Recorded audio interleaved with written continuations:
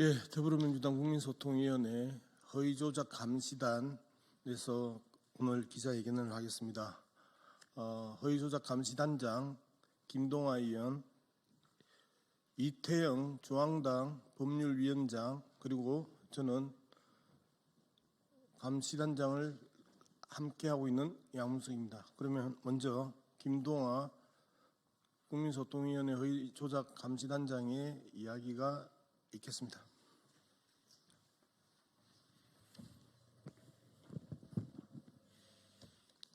네, 온라인상 특정인 살해 및 테러 예고자에 대한 수사 촉구 기자회견문입니다. 안녕하십니까. 더불어민주당 국민소통위원회 산하 허위조작감시단입니다. 지난 1월 19일 새벽 윤석열에 대한 영장 발부 사실이 전해지자 흥분한 극우 시위대가 경찰을 폭행하고 서울 서부지방법원의 담을 넘어 유리창을 파손하며 법원 경내로 난입한 119 법원 폭동 사태가 발생했습니다. 이에 따라 오늘 허위조작 감시단은 119 법원 폭동 사태 이후 온라인상에서 특정인에 대한 살해 및 테러를 예고한 게시글 46건에 대해 경찰에 수사를 의뢰하고자 합니다.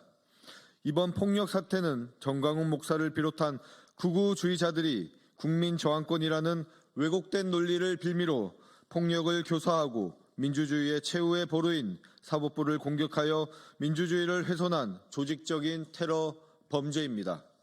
헌법재판소는 1997년 9월 25일 저항권에 관하여 국가 권력이 헌법상 기본권을 중대하게 침해하고 그 침해가 헌법 존재 자체를 부정할 때 다른 헌법적 구제 수단으로는 목적을 달성할 수 없을 때 국민이 자기 권리, 자유를 지키기 위해 행사되는 권리로 정의한 바가 있습니다.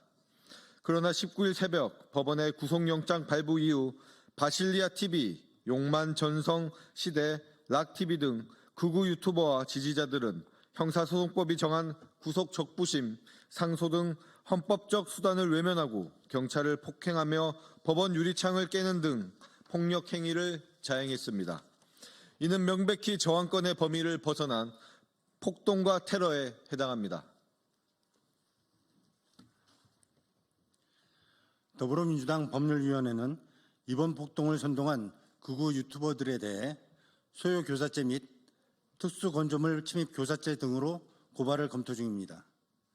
소요죄는 1년 이상 10년 이하의 징역이나 금고 또는 1,500만 원 이하의 벌금에 처하며 특수건조물 침입죄는 5년 이하의 징역에 처하는 중대범죄로서 이를 교사한 자 또한 동일한 처벌을 받게 됩니다. 더욱 우려스러운 점은 이들이 폭력에 그치지 않고 온라인에서도 특정인에 대한 살인과 테러를 예고하며 극우 지지자들을 선동하고 있다는 사실입니다.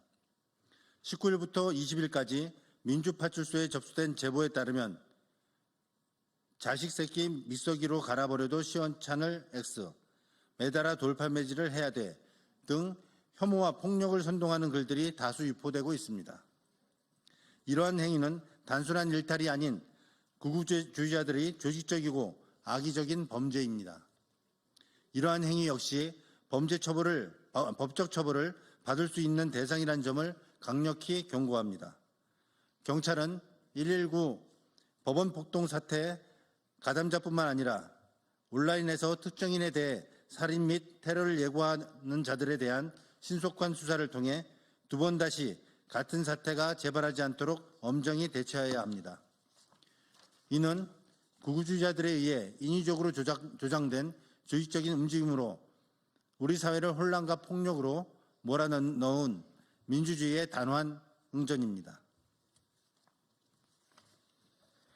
특히 123 비상계엄 내란 이후 국민의힘과 극우주의자들은 사법부의 판단을 부정하며 불법으로 규정하고 지지자들을 선동하며 허위조작 정보를 유포하는 데 앞장서 왔습니다.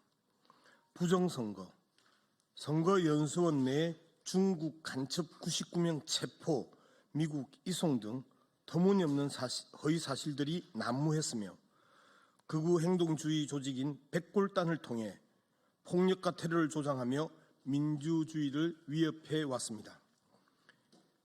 국힘은 여당으로서 극단주의자들의 비호를 즉각 중단하고 민주주의 수호를 위한 책임 있는 자세를 보여야 합니다.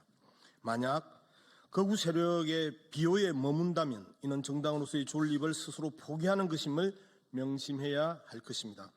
더불어민주당 허위조작감시단은 민주주의를 훼손하고 극단주의를 조장하는 모든 시도에 대해 타협 없이 강력히 대응할 것입니다. 국가를 분열시키고 혼돈으로 몰아넣은 극우주의자들에게 강력히 맞서 헌법과 법치를 수호하고 민주주의를 지켜내기 위해서 최선을 다하겠습니다. 감사합니다. 25년 1월 21일 더불어민주당 국민소통위원회 허위조작감시단.